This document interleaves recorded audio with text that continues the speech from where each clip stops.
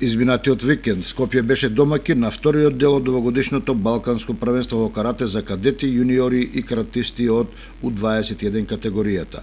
На првенството за репрезентацијата на Македонија настапија и четворица каратисти членови на Партизан кои за учество се изборија на државното првенство.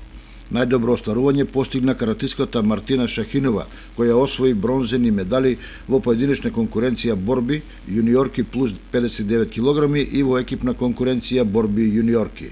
Третиот бронзен медал го освои Ѓорги Петров и тоа во екипна конкуренција во категоријата борби за јуниори. Роберто Здравковски стигна до петото место откако беше поразен во борбата за бронзен медал, а Благоја Тасевски го загуби надпреварот во првото коло и за него првенството беше завршено.